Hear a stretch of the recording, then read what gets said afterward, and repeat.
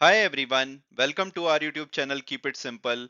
आज के वीडियो में हम बात करेंगे फिक्स डिपॉजिट की।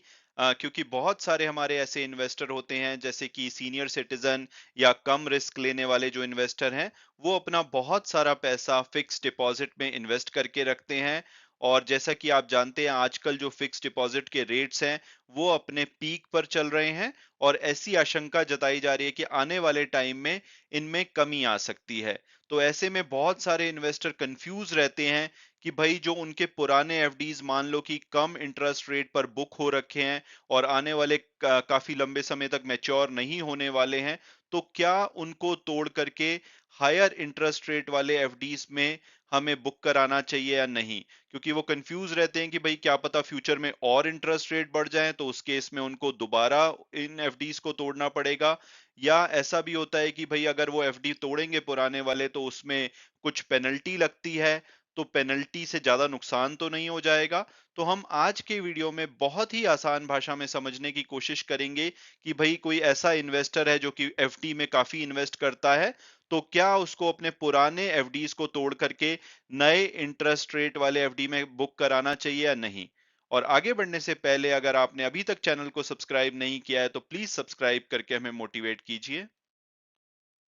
तो सबसे पहले अगर बात की जाए कि भाई इस टॉपिक के बारे में हम आज की डेट में बात क्यों कर रहे हैं, तो उसका सबसे बड़ा रीजन ये है कि पिछले कुछ समय में जो एफडी के रेट्स हैं वो काफी तेजी से बढ़े हैं। जो कि हमारे जो बैंक्स हैं वो लगभग 5 से 6% तक का इंटरेस्ट दे रहे थे 2021-2022 में। वो अब आप देख सकते हैं ये सभी बैंकों के जो टॉप इंटरेस्ट रेट हैं। तो जनरल पब्लिक यानी कि जो लोग सीनियर सिटीजन नहीं है, उनके लिए भी कुछ बैंक्स जैसे कि IDFC first bank, state bank of Mauritius, RBL bank, ये कुछ बैंक है जो कि 8 से 8.5% का इंटरेस्ट दे रहे हैं। और सीनियर सिटीजन के लिए तो ये इंटरेस्ट रेट 8.5 से 9% का भी है। यानी कि इंटरेस्ट रेट अपने पीक पे है। और आने वाले टाइम में ऐसी आशंका जताई जा रही है कि इंटरेस्ट रेट कम होंगे। जैसे कि आप ये इकोनॉमिक टाइम्स का दिसंबर का आर्टिकल देख सकते हैं, इसमें बताया जा रहा है कि 2024 में जो बैंक एफडी के इंटरेस्ट रेट है वो 0.5% या ज्यादा तक गिर सकते हैं। और इसके अलावा जो अभी आरबीआई ने जो रेपो रेट है उसको सेम रखा है 8 फरवरी को जो उनकी मीटिंग खत्म हुई है। उसके बाद हालांकि उम्मीद जताई जा रही है कि 8 से 9% जो एफडी के रेट चल रहे हैं कुछ बैंकों के, वो लंबे समय तक चलते रह सकते हैं। लेकिन आप सभी न्यूज से ये अंदाजा लगा सकते हैं कि जो एफडी के रेट है वो हो सकता है कि सेम रहे कुछ लंबे समय तक या उसमें कमी आए। कोई भी ऐसा नहीं बोल रहा कि ये इंटरेस्ट रेट बढ़ेंगे। और उसका रीजन ये है कि जो इन्फ्लेशन है वो अब काफी हद तक कंट्रोल में आ चुका है। 2021-22 में आप देखेंगे जो रेपो रेट 4% से कम होती थी, वो 2022 और 23 के शुरू में बढ़ करके अब 6.5% हो गई थी, जो कि पिछले एक साल से 6.5% पे रुकी हुई है। और आने वाले टाइम में उम्मीद जताई जा रही है कि ये कम होगी। जैसे ही ये कम होगी तो एफडी के रेट भी गिरने लगेंगे। हालांकि कल ही जो यूएस का इन्फ्लेशन डेटा आया है वो उम्मीद से खराब है।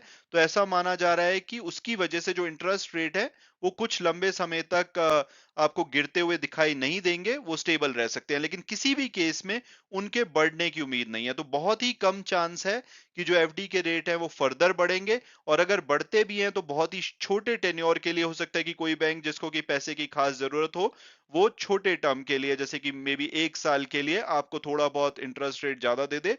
बट अदरवाइज इंटरेस्ट रेट यहां से कम होते हुए दिखाई देंगे। तो ऐसे में ये इंपॉर्टेंट है कि अगर कोई डिपॉजिट आपके पुराने हैं जो कि कम रेट पर बुक हो रखे हैं, या आप नए डिपॉजिट करना चाहते हैं, तो ये राइट टाइम है। क्योंकि इसके बाद अगर इंटरेस्ट रेट कम हो गए तो आप इसका लाभ नहीं ले पाएंगे। और अब अगर बात की जाए कि भाई हम आखिरकार डिसाइड कैसे करें कि हमारे जो पुराने एफडीज हैं कम रेट पर बुक हो रखे हैं, मान लो कि 2 साल पहले हमने 5 से 6% पे बुक कराए थे और वो हमने 5 साल के लिए बुक कराए थे, तो अगले 3 साल तक भी वो मेच्योर नहीं होंगे।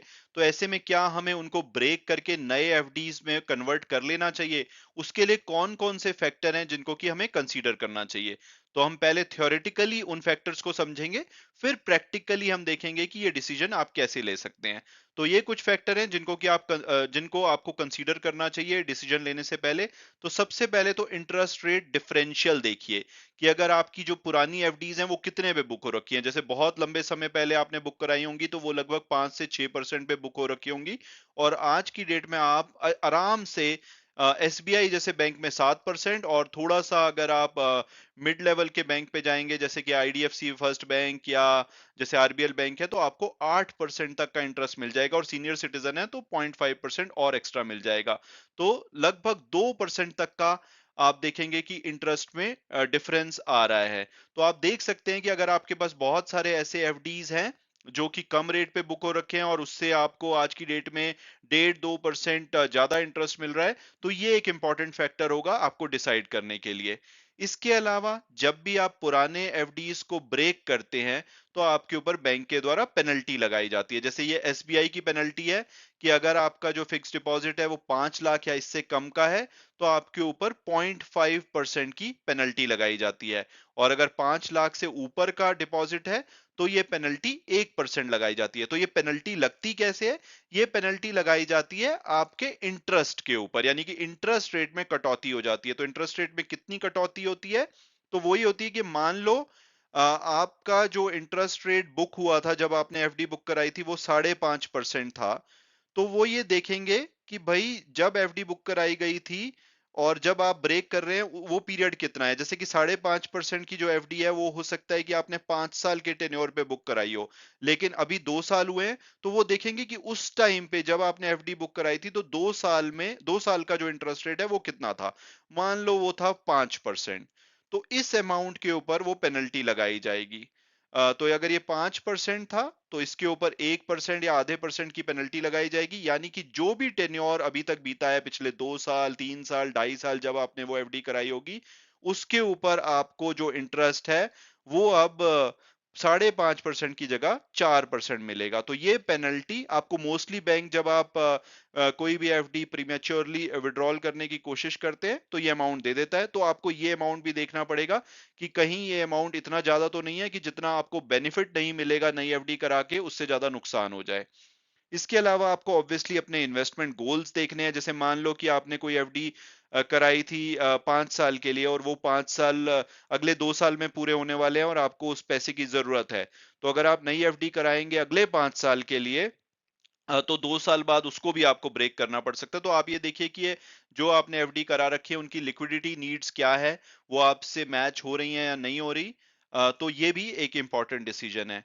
इसके अलावा टैक्स इम्प्लीकेशन हो सकता है कि जब आपने पुरानी एफडी कराई हो पिछले 2 साल में आप कम टैक्स ब्रैकेट में आते हो या आप कोई टैक्स ना पे करते हो तो आपको कोई भी टैक्स नहीं लगेगा। लेकिन अब आपकी मान लो इनकम बढ़ गई है और आप हायर टैक्स ब्रैकेट में आते हैं तो आपको नया इंटरेस्ट रेट ज्यादा तो होगा लेकिन उसपे हो सकता है कि आपको अप टू 30% प्लस सेस का टैक्स लग जाए। हालांकि इसमें एक फायदा भी हो सकता है। मान लो आपने पुराने अमाउंट पे जो टैक्स दे रखा है, जब इस एफडी को आप तोड़ेंगे तो जो भी आपको पेनल्टी लगेगी वो करंट ईयर के इंटरेस्ट रेट में से माइनस हो जाएगी। तो अगर आप हायर इंटरेस्ट टैक्स ब्रैकेट में आते हैं तो इसका आपको लाभ भी हो सकता है क्योंकि आपकी जो इंटरेस्ट इनकम है उस पर्टिकुलर ईयर की वो कम हो जाएगी। इसके अलावा आपको मार्केट आउटलुक देखना चाहिए कि भाई आगे आने वाले टाइम में इंटरेस्ट रेट बढ़ने तो नहीं वाले हैं, क्योंकि बढ़ गए तो फिर आपको जो आज आप एफडी कराएंगे उसको भी तोड़ना पड़ सकता है। हालांकि जैसे अभी उम्मीद जताई जा रही है कि इंटरेस्ट रेट नहीं बढ़ेंगे, तो लेकिन नॉर्मल सिनारियो में जब भी आप ऐसा डिसीजन ले तो आप मार्केट आउटलुक को भी देखें कि भाई कोई ऐसी चीज तो नहीं होने वाली है जिसकी वजह से इंटरेस्ट रेट कल को बढ़ सकते हैं या कोई और फायदा हो सकता है। इसके अलावा आप ऑल्टरनेटिव इन्वेस्टमेंट भी देख सकते हैं कि मान लो कि आप पुरानी एफडी जो 5.5% या 6% पे है उसको तोड़ते हैं तो उसकी जगह जरूरी नहीं है कि आप नई एफडी ही कराएं। आज की डेट में हो सकता है कि आपको इक्विटी ज्यादा अच्छी लगती हो या कुछ डेट फंड्स हैं। हालांकि अब डेट फंड्स जो पहले टैक्स में बेनिफिट होता था उनमें टैक्स रेट कम लगता था अगर आप लंबे समय के लिए उनको होल्ड करते हैं, बट अब सरकार ने उसको खत्म कर दिया है। तो अब आपको सेम टैक्स उस पे देना पड़ता है जो एफडी पे होता है, लेकिन फिर भी इसमें आप अपनी टैक्स लायबिलिटी को डिले कर सकते हैं। जैसे एफडी पे अक्रूवल बेसिस पे आपको टैक्स देना पड़ता है, चाहे आपको वो इंटरेस्ट मिले या ना मिले उसके ऊपर टैक्स देना पड़ेगा। लेकिन अगर आप डेट फंड में इन्वेस्ट करते हैं और उसको 5 साल तक नहीं आप रिडीम करते तो आपको 5 साल बाद उस पे टैक्स देना पड़ेगा। हो सकता है कि उस टाइम पे आप रिटायर हो चुके हो या आपकी इनकम कम हो तो आप कम टैक्स ब्रैकेट में भी आ सकते हैं। तो ये सब फैक्टर हैं जो कि आपको कंसीडर करने चाहिए ये डिसीजन लेने से पहले कि भाई क्या आपको पुरानी एफडी तोड़ करके नई एफडी करानी चाहिए या नहीं। और अब आप सोच रहे होंगे कि भाई थ्योरेटिकल ज्ञान तो बहुत दे दिया, बट हमें हेल्प कीजिए कि भाई क्या हम अपनी एफडी तोड़ें या नहीं। तो उसके लिए अगर आप जनरल रूल फॉलो करना चाहते हैं, आप इतनी ज्यादा कैलकुलेशन में नहीं पड़ना चाहते, तो पहले तो आप अपनी जो पुरानी एफडीज हैं उनकी मेच्योरिटी डेट चेक कीजिए। अगर वो अगले 6 महीने में मेच्योर होने वाली हैं, तो ऐसी एफडी को तोड़ने का कोई फायदा नहीं है। आप मेच्योरिटी का वेट कीजिए, क्योंकि अगर आप तोड़ेंगे तो उस पर पेनल्टी लगेगी और जो पुराना इंटरेस्ट मिला होगा वो भी कम रेट पे कन्वर्ट हो जाएगा। तो अगले 6 महीने या 1 साल के अंदर कोई एफडी आपकी मेच्योर होने वाली है, तो मोस्ट प्रोबेबली आप ऐसी एफडी को ना तोड़िए और वेट कीजिए उसके मेच्योर होने का, और उस टाइम पे आप नई एफडी कराइए। इसके अलावा अगर आप थोड़ी बहुत कैलकुलेशन करना चाहते हैं, तो आप ये कैलकुलेट कीजिए कि भाई जो भी आपको एक्स्ट्रा इंटरेस्ट मिल रहा है, जैसे मैंने ये एक एग्जांपल लिया, मेरी एक 4 लाख की एफडी थी जो कि मैंने 2 साल 15 दिन पहले कराई थी 5.2% और 5.5% पे। लेकिन क्योंकि उस टाइम पे 2 इयर्स 15 डेज का जो इंटरेस्ट था वो 5.2 था और 1% की पेनल्टी है, तो अगर मैं इस एफडी को आज की डेट में तोड़ता हूं तो मुझे 4.2% का इंटरेस्ट मिलेगा। तो ओवरऑल मुझे 10,510 रुपए का नुकसान होगा, यानी कि इतनी पेनल्टी इंटरेस्ट की फॉर्म में लगाई जाएगी। तो ऐसे में मुझे देखना होगा, मान लो यही एफडी मैं तोड़ के इस 4 लाख की एफडी को अगले 1 साल के लिए 2% इंटरेस्ट पे भी ज्यादा पे कर देता हूं, तो सिर्फ मुझे 8,000 एक्स्ट्रा इंटरेस्ट मिलेगा। तो मेरा नुकसान ज्यादा है, फायदा कम है। तो अगर आप ये कैलकुलेशन कर सकते हैं, क्योंकि कभी भी जब आप एफडी तोड़ने की कोशिश करेंगे तो ये आपका जो बैंक है आपको ये ऐसा डेटा देगा, तो वो भी आप कंसीडर कर सकते हैं कि भाई आपको नुकसान तो नहीं हो रहा पेनल्टी लगने की वजह से।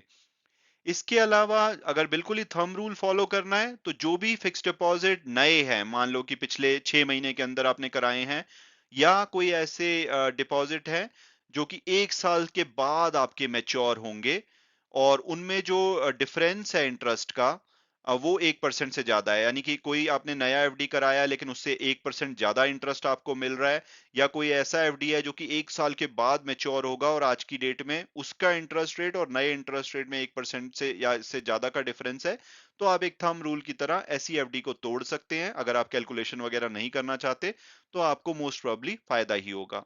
इसके अलावा आप एक और तरीका है कि भाई अगर आपके पास एक्स्ट्रा कैश है, तो रादर देन पुरानी एफडी को तोड़ने के, आप हायर इंटरेस्ट रेट पे उस एफडी को बुक करा दीजिए और पुरानी एफडी को मैच्योर होने का वेट कीजिए।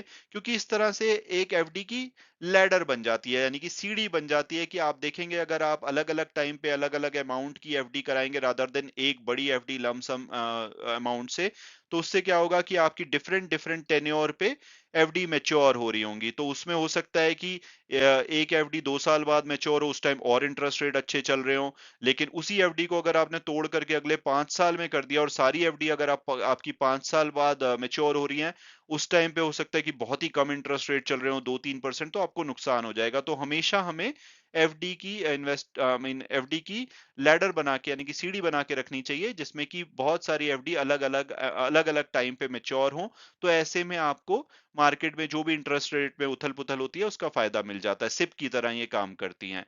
तो ये कुछ फैक्टर हैं, मुझे उम्मीद है कि आपको समझ आया होगा। और इसके बाद भी अगर आपको कोई क्वेश्चन है, कन्फ्यूजन है, तो आप कमेंट सेक्शन में लिखिए, मैं पूरी कोशिश करूंगा कि मैं उसके ऊपर डिटेल में आपको जवाब दूं। Thanks so much for watching the video and God bless you all.